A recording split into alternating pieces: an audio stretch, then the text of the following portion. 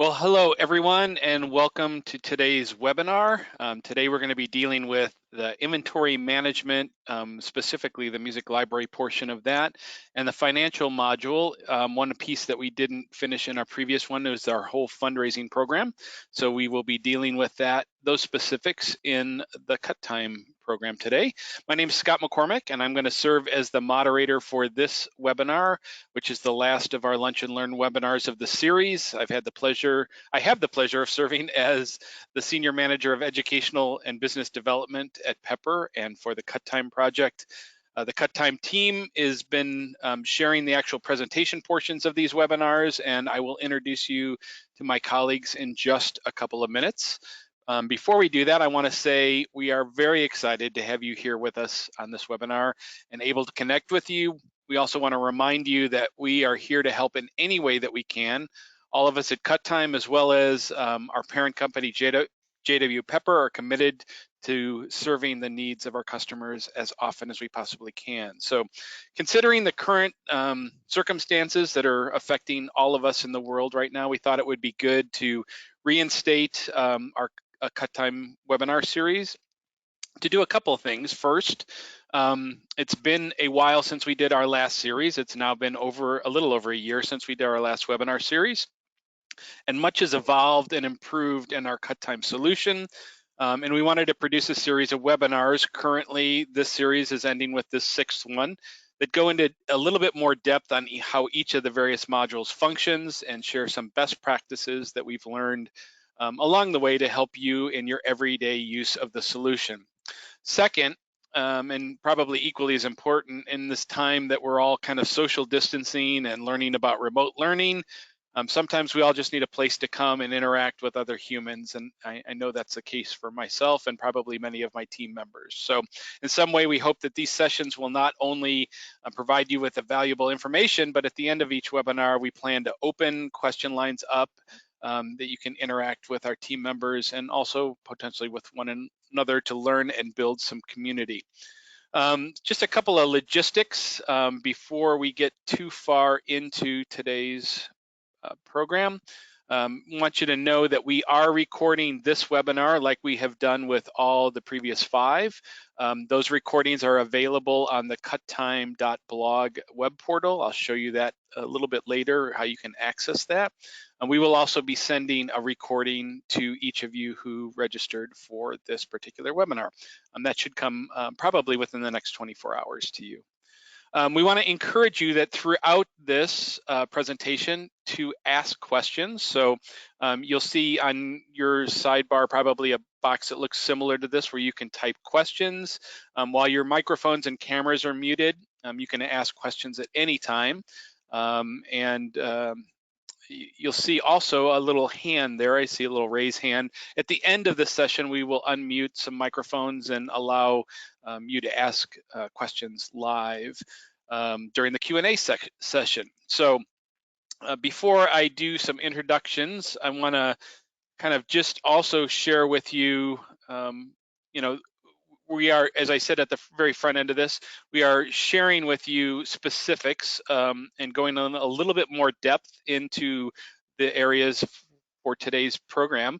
And if you are looking for an overview of CutTime, we can do an individual session with you and schedule a time that's convenient for you to go through the entire process. But as we said, we're going to be dealing with those particular elements today of the music library and the fundraising element of the program. So for those of you who might be totally new, I know that I saw some pre-registrations before we got into this. I know we have customers that are on board. We've got people that are in trials, but some of you, this is your first exposure to CutTime. So to give you just a quick overview, what CutTime is that we are a cloud-based group management system, a place that you can securely store all of your data. So all of your students and parents and people that are associated with your program.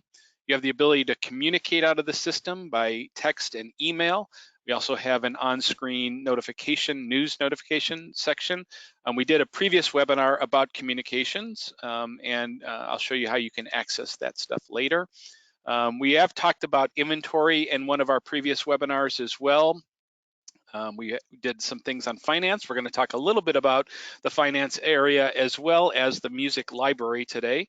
And then there's a area to basically get free cloud storage, so file storage, and we did a webinar on the setup and how the file storage works as well. So again, I will show you how to access that information towards the end of this if you want to go back and review any of those other pieces.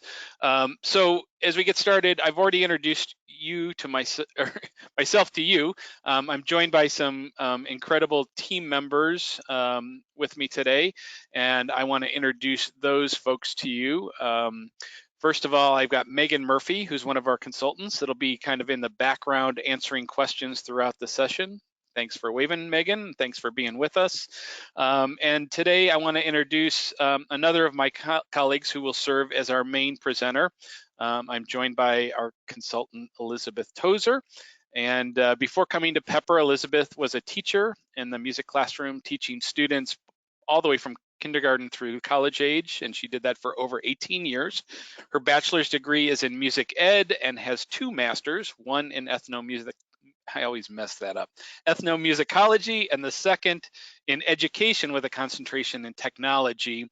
Her master's thesis subject happens to be quite timely with what we're dealing with today, and that is why aren't we educating our educators to teach technology in today's society? So without further ado, I am going to turn things over to you, Elizabeth, and I will get out of the way here. Thanks, Scott. So a lot of the things that we've talked about in our previous sessions have dealt with all of the different parts of the tool. Today, we are going to talk about our music library and also fundraising. I know my favorite part of the job, yours too, I know. So music library today first. And then we are going to talk about the fundraising. So here we go to music library.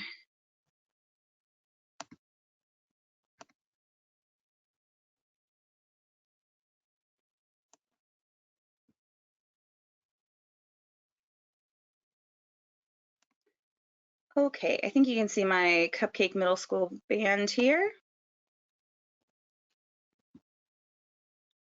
Yep, you're good. Fabulous. Okay, so here I am in my account, and we are looking at what the import looks like after it's finished. So what we're going to take a look at first is what does that look like beforehand.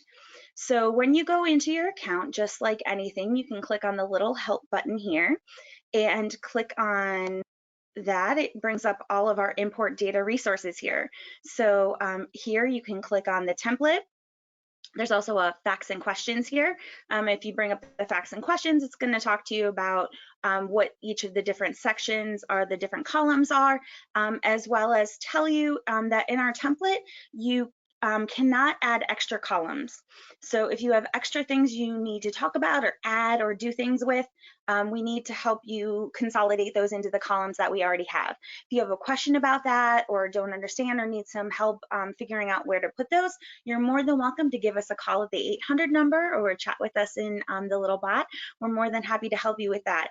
So here is what the music template looks like. So we have our categories, and throughout this, we're going to talk about what those can look like. It's different for every ensemble, even for every school or school district. Between categories and voice and instrument, we're going to encourage you to take what we have given you in CutTime, but also make it your own. That's what CutTime is about. It's making it fit what you need in your organization. So we're going to talk about what a category is. Then obviously you have your title, your composer, your arranger, your voice or instrument. We also have, if you already have a current library system set up and you have those numbered, you can put those in here. The number of copies, publisher, a description. So this can be anywhere from, this has a solo in it, it has piano accompaniment, I have an extra score, any of that kind of information in there. Your grading system, last performance notes, and barcodes. So if you already have a barcode set up and you're using barcoding, you can put that in here and that'll join with that in our system. So that's what that looks like in here. So once we have imported it, again, we come over to our library system and we see that here. So as we talk about categories and we talk about instruments, we're going to first take a look at what it looks like maybe from a choir perspective. So I'm going to pull up one of our choir organizations here. This is from Smithson. Oh, I'm so sorry. Smithson Valley High School Choir. They have chosen to use category as kind of the genre of the song. So it's a cappella, it's Broadway, it's jazz, it's music, movie themes, theater, however those are labeled. And then they've gone ahead and used their instrument voice as the traditional SSA, SATB, unison, 3-part, however you have that piece labeled. You can label the same piece multiple times with different instrument and voicing. If you have, here close to you in both the SSA and the SATB arrangement, whatever it be, you can list that multiple times with different voice and instrument. However, if we go in to look at a band one, we have Temple High School Band Library here. They've chosen to do it a little bit differently.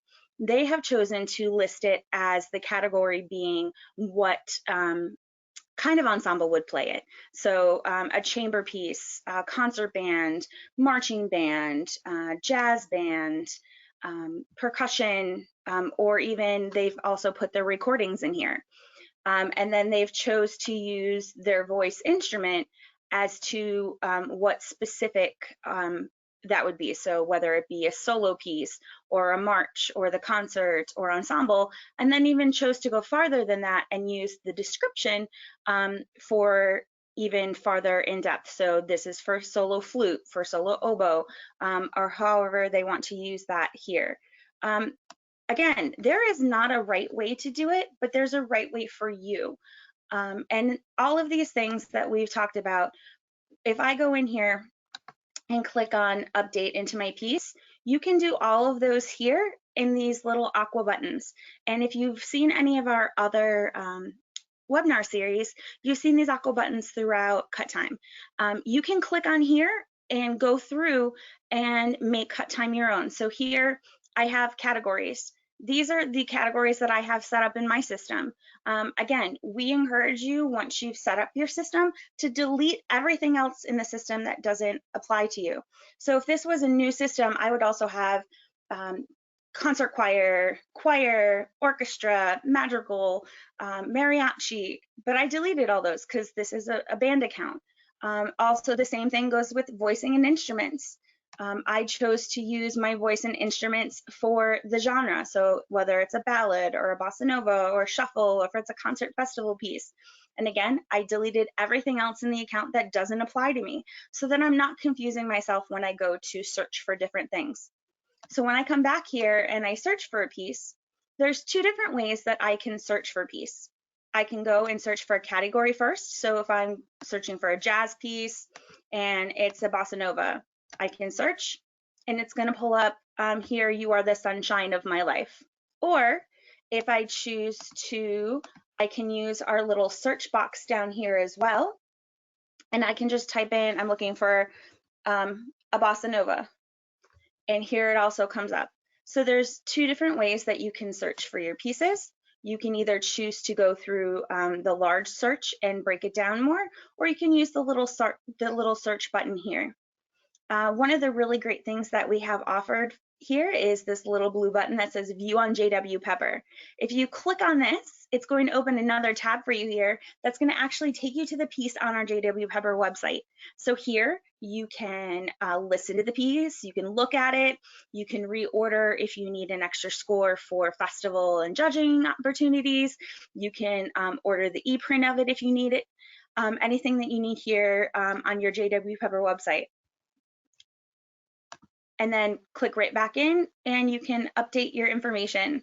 So if I go over here to update, all the rest of my information is in here. So we already have my title, my composer, arrangers, all of that information that I've already personalized to me. My barcodes that I've already imported.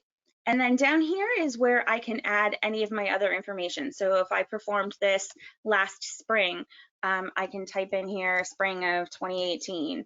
I can put more notes in here if I had a specific ensemble play it or any of that information, and then save this, and then it's in there for my history.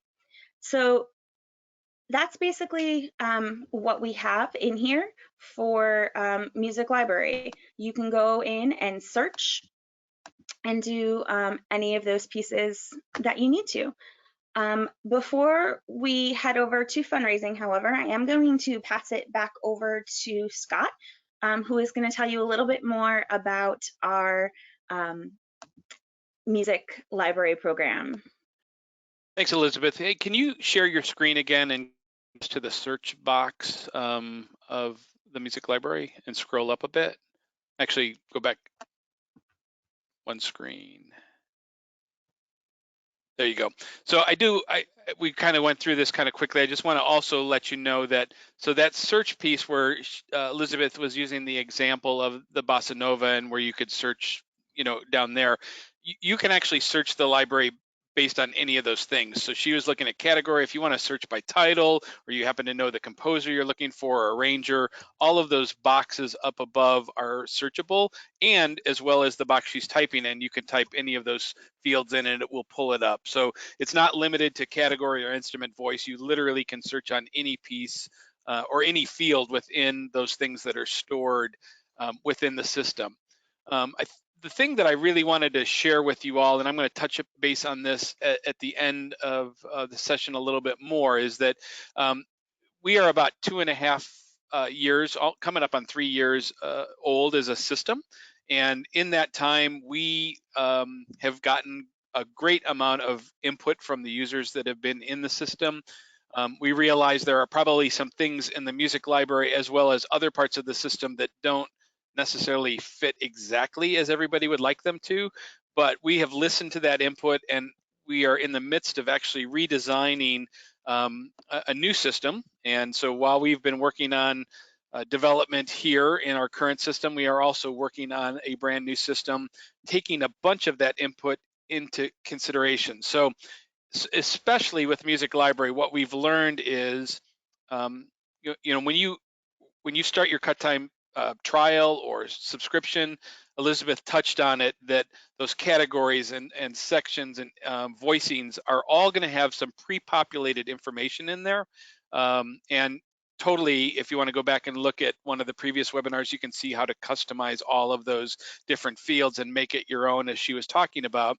But the other piece of that is, we've come to find out in the music library, there probably are way more things that you would like to be, or what we found is that many people would like to be searching on a whole lot more than 2 categories. So one of the things that we're looking at in the new system, and it actually came about from a user group meeting that we had this past February, is we are investigating the concept of actually creating tags, where in other softwares you have the ability to tag items with different titles or descriptors that would allow to be searched in a search field. So I can't tell you the exact date that will be part of the system, but I will tell you that in our development plan is a much more robust way of tagging things within your music library that will hopefully make it a lot easier and expand your capabilities expand your capabilities beyond the 2 major areas of category and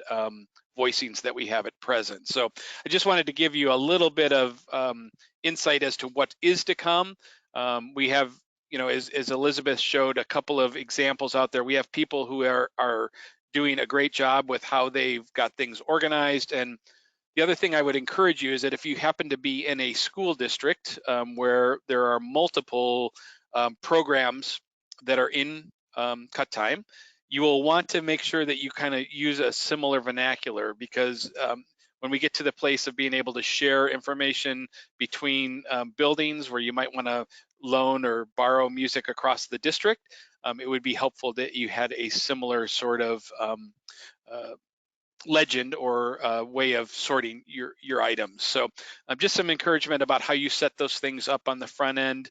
And I'll come back and talk a little bit more about the new system here at the end, but I'm going to turn things back over to you, Elizabeth, and we can charge forward in the fundraising area. Absolutely. Yep. Like Scott said, we encourage you to talk amongst yourselves in the district and come up with vernacular that will be best suited for you. And again, if you have any issues or need any help with that, we're more than happy to sit down and talk through some things with you, and what has been best practice for others or what we've seen work as well. So here we are in my account again here. And to get to fundraising, we are going to go to financials and fundraising. So I have three different fundraisers set up in here to talk to you about. So when you go to create a new fundraiser, you're just going to create a new campaign. So this is basically setting up the blueprints of what your foundation for your fundraiser is going to be.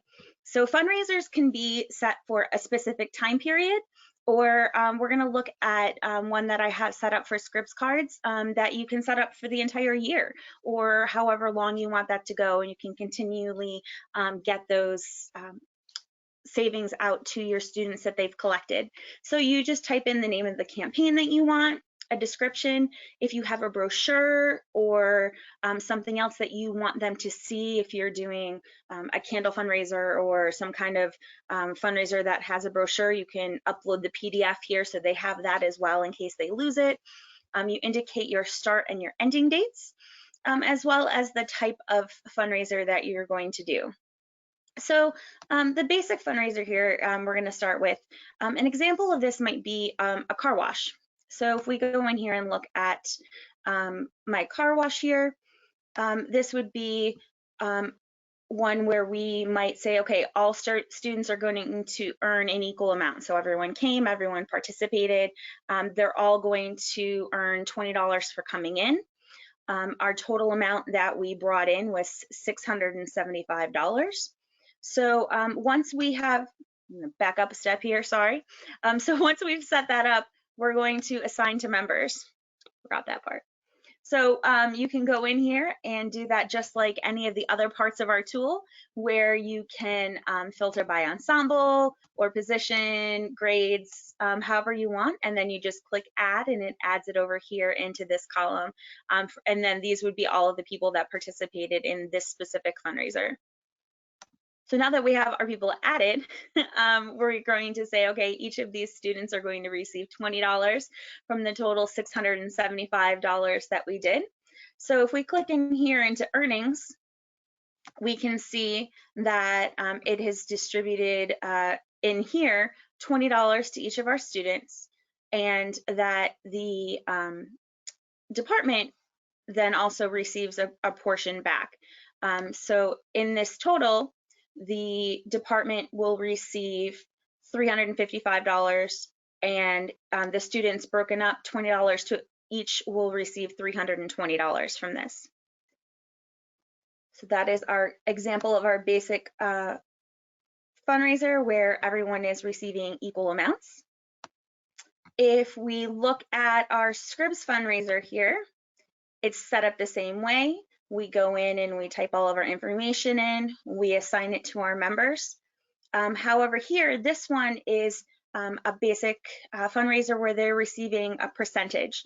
So we talk about the Scribs where they get a percentage of the cards that they send out, that they sell for each of these. So in this case, it's a 20%.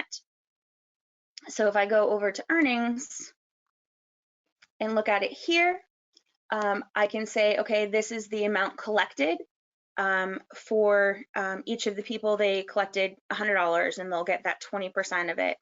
So in this case, this person, Ava, collected $240, so she gets $48. And then this would be the amount that gets paid out back to Scribs. And then, like I said, you can continually do this over the year. And the way that that happens is this money, this total collected, this amount distributed. As you see, she's collected $240, but it says amount distributed 0. The way that that credit gets into this student's account is to go over here to distribution mode. When I go over here and I click on her name or any of the students' names, I can distribute this amount.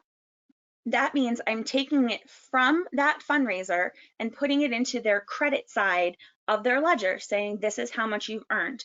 So you can wait until your fundraiser is finished, or in a case here with Scribs where it's an ongoing one and it's happening month after month, when your treasurer of your booster account or when you get that monthly statement in from Scribs, you can go in and put all of your amounts in and distribute it monthly, or you can quarterly, or however you want to do that. But it's all taken part in here, and you can see all of that information and then distribute that amount, that credit to each of the students' accounts when you're ready to do so, either when you choose to do that or when the fundraiser is finished. And then the last fundraiser we're going to take a look at is a wrapping paper. So in this one, the students are selling wrapping paper for $10, and they're getting a percentage of $40% of each roll that they sell. So maybe this is candles or popcorn or cookie dough, however that is. So they're getting 40% here. We save that, and if we look at the earnings for this, it's the same kind of way. We put in how many units they've sold. So this is a quantity-based fundraiser as compared to the basic fundraiser. So in here, Ava has sold 4. So she's collected $40. She gets 16. I've already distributed that to her account. So the remainder that I need to pay back to the wrapping paper company is $24. And we can see you don't have to do all of that math. If we go back here and we look down here, all of that math is already completed for you here. So that says, okay, in all of the credits that I'm distributing to my students' accounts, that's going to be $688. And I need to send a check to the wrapping paper company for $1,032. So you don't need to have to do all that math yourself. It's already done for you there when you do that. So what does this look like on someone's account when I've distributed it? So we took a look at this wrapping paper one where I already went in and distributed it to Ava's account. So we're going to go into Ava's ledger here, and we're going to look at her details.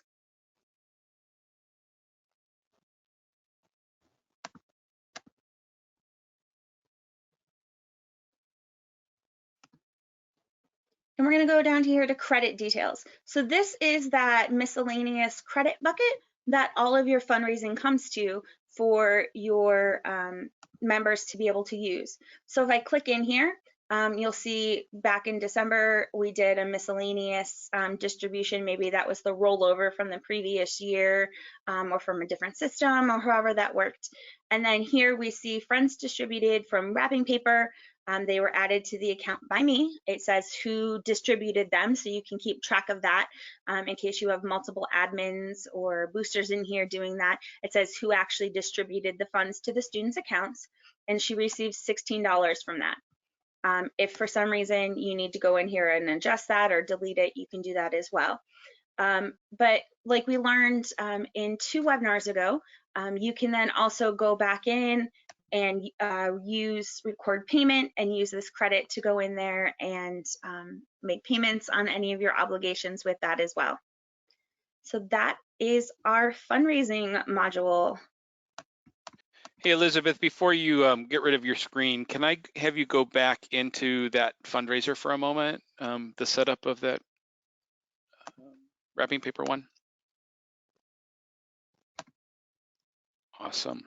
So just a couple of other things I just want to point out on the screen. So Elizabeth showed you the option here where $10 per unit, and it was a percentage. You can also, that dollar button allows you to if you're going to give a flat dollar amount, maybe it's $1 per unit, you could make that change so it'll track either percentage or dollars amount.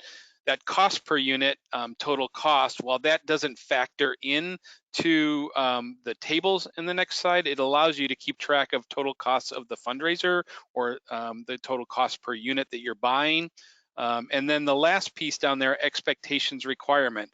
Oftentimes what we're seeing in a best practice is that if it's a quantity-based fundraiser, that groups are setting an expectation, not necessarily a requirement, but let's say in this case we wanted to, we expected that everybody was going to sell 10 units at $10. So what that'll do is it'll actually do the math on that next screen and allow you to see what the potential is when you go into the earnings piece of that.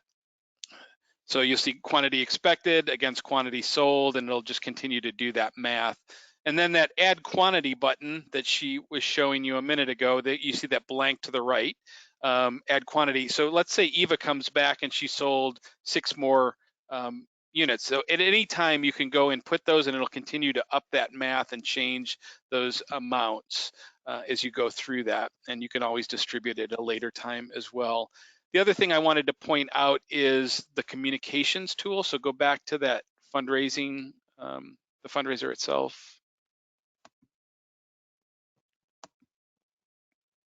So, sorry, go into the wrapping paper one. So you see the button that says earnings assigned to members. There's also a communications tab there that if you wanted to do an email communications to those students or people that were in that fundraiser, if she clicks on that, it's going to open a modal that's going to pop up on top. And this might be reminders or updates about a particular fundraiser. So it's another way to actually do communications out of the system where you don't have to go back into communications and create one. This wasn't specifically built towards communicating with your fundraising people in there as well. So you can see he's got 116 people participating in this fundraiser. So, and then the last thing I just want to point out, like we've done on other webinars, is the tools button. So if you get rid of that modal, the tools button will pull up all of those things that are related to financials. Likewise, in any of the modules that you're in, that tools button will open the things that are applicable to what you're working if you need to get some self-help. So that kind of is an overview. We had a little bit less information in this webinar than we've had in the previous. Before we get into questions, I do want to go through a couple of things. So if you can give me driving rights back, that would be great. I guess I could take them.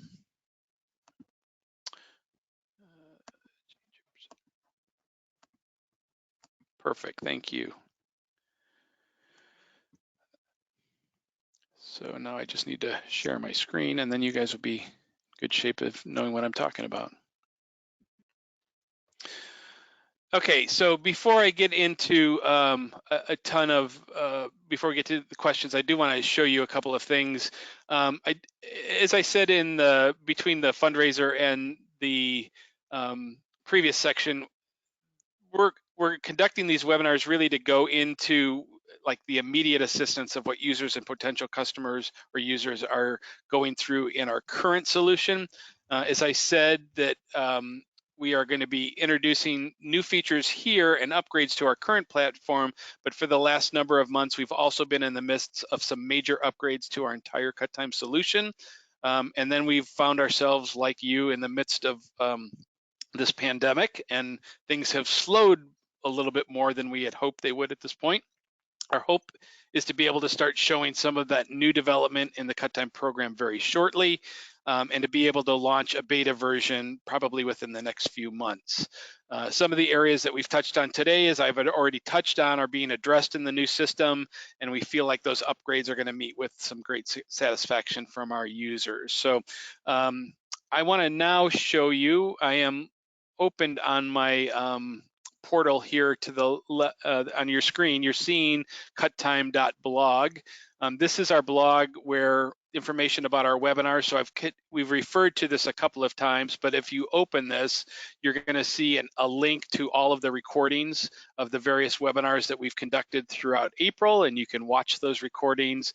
This is also where the recording for today's event will be added either later today or in the morning. But the CutTime blog is a place that we put updates about what's happening in the system, so you can always refer back to that. I also wanted to just go back and reiterate the solutions section. So a couple of times Elizabeth showed you the tools, and we just did that a second ago. When you open the helps button that's on the screen, I'll just go into my account here real quick and show you what I'm talking about. Every page is this help button. It's going to open our solutions page. This is where she showed you early on where to get templates, but it's also a place where if you ever needed self-help in any of the areas of CutTime, you could go in and see documentation on each of the different modules, and probably gain most of the knowledge that you would need to help yourself through the process. If you run into difficulties, we do have an 800 number. I think that's been typed in the chat box a few times, but here it is again, 800-310-0087, where you can call and talk to one of our consultants that will help you in any way that they can. And then lastly, if you happen to be in the system and these self-help buttons are not helping you and it's like after hours, if you can always open a new support ticket. So we pride ourselves on our customer service. You could open that support ticket. It's going to ask for your email, the subject of what you're asking about. There are a couple of types in here. This could be a question. It could be feedback, or you'd like to see an enhancement in the system, and we would encourage you to do that. And then put your description. If it's something that we need to get back to you, please get back, put a date or a time of the day that you would like us to reach out. If you have files to attach, our team then the next morning when they come in, access that and get back to you as quickly as possible. Couple of other things I wanted to point out to you is while I'm on my browser here, we do have some other areas. So in social media, we are on Facebook. It's CutTime Group Management is the handle. We also put updates and things in our on our CutTime page. So if you haven't already liked it, I would encourage you to do so. We also have a user group, a CutTime user group. So if you're in the tool, there's a place that you can join our user group, and that is a request of membership. But once you're approved, you can communicate with other users, and it's turning out to be a great access for users to communicate with one another and share information back and forth. So, and some best practices. And also we have a Twitter account. So at CutTime Official, if you haven't already followed us, we'd appreciate that. We'll follow your program back. This is also a place that we put updates on a regular basis. And then we also have an Instagram page. One other thing I want to show you, we are part of JW Pepper. You saw some of that when Elizabeth was showing you the music library side of things, but there are a couple of things that Pepper is doing. This one in particular, continuing to make music together. This is how to share music virtually through June 30th. A lot of the publishers have cooperated in making your libraries available digitally, so please check that out if you haven't already done so. And then I'm going to get into talking about this free offer. So some of you have already are users at present. We currently have, let me switch screens here real quick.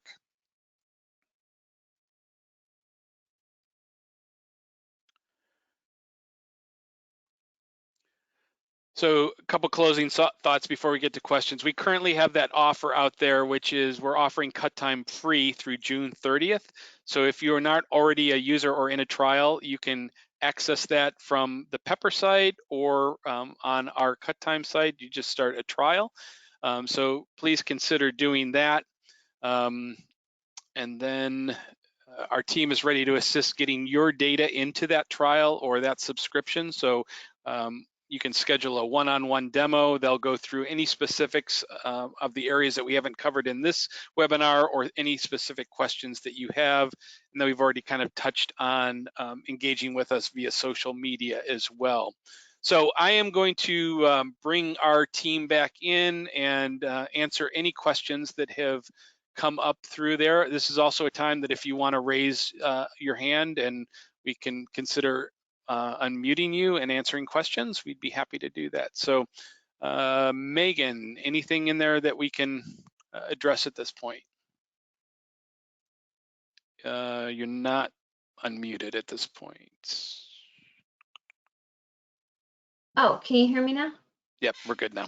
Okay, here we go. Yes, we had a couple of questions. The first one would be if you have multiple ensembles, such as band, theater, choir, can you have one music library? Yeah, so Elizabeth, if you want to take a stab at this, you can. I would just tell you that the pre-populated information in there was based off of the concept that you might have one subscription and have your band, choir, and orchestra programs in there, so you could be able to accommodate those. But Elizabeth, if you want to take a stab at a little more detail, that would be great. Sure. So this all depends on how you want to set up your accounts. So if you are going to have all of your school programs into one account, where all of your teachers can see everyone's information and everyone has control over the one account, then yes, you would only have one account for the whole school. Or the whole program, where you would have to combine all of your music files together. If you, however, want to set up separate accounts for each, so one for the band, one for the choir, one for theater, I don't remember the other ensembles you mentioned, but for each of those, then they would all have their separate libraries within that.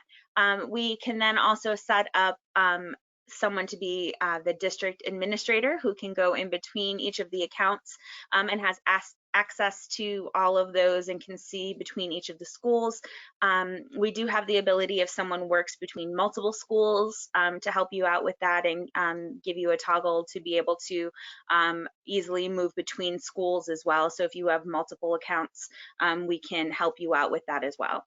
So it is quite difficult when you start getting multiple ensembles and things into one account. You really, again, have to make sure that your wording is precise and good across all of those ensembles so that you're using the same category and description and voice and instrument the same, so that if they all are in the same account, that you're being able to use it the same.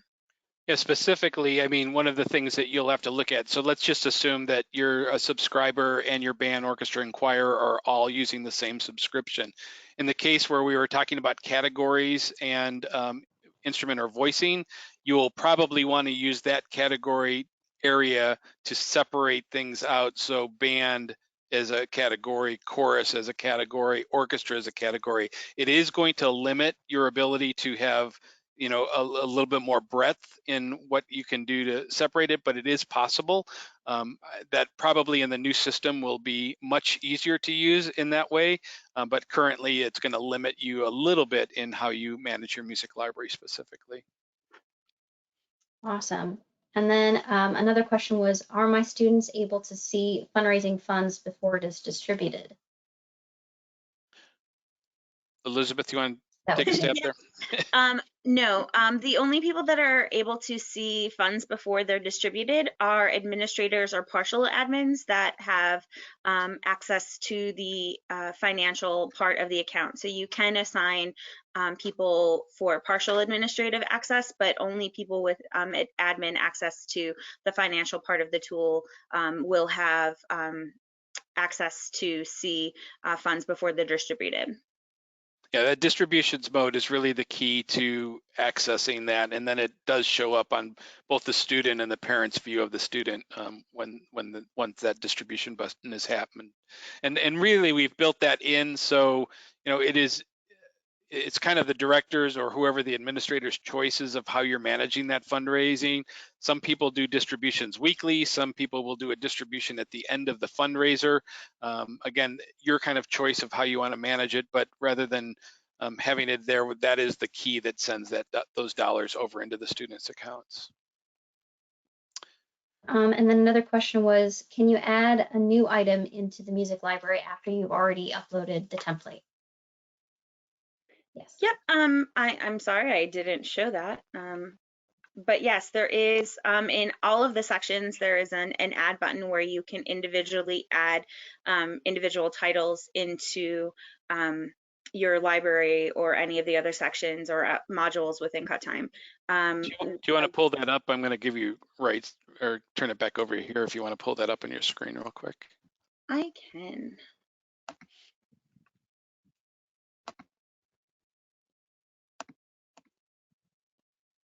So it's right here.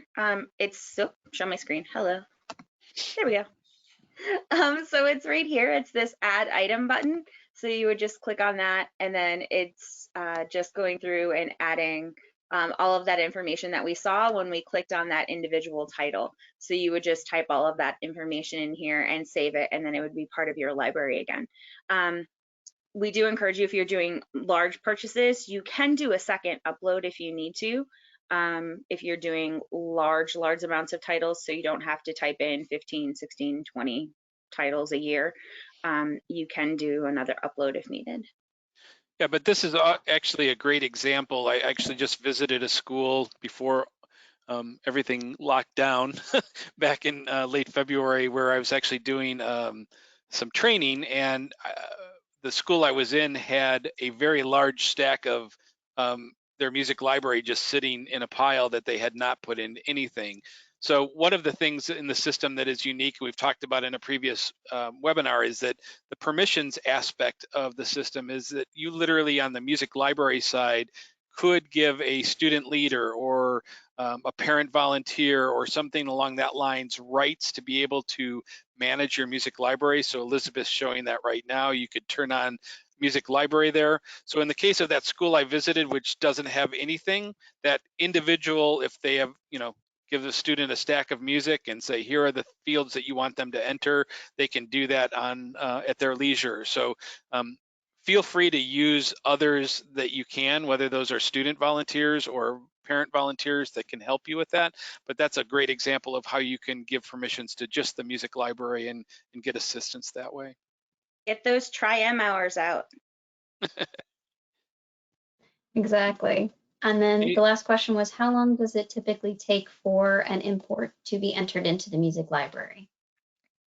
So that depends. It's a busy season now for us with a lot of schools having some downtime and getting all their information in. We usually say typically about up to 5 business days. Usually quicker than that, but up to about 5 business days. All right, well, it. Perfect. I am going to share my screen one more time to wrap things up. So give me 1 second here.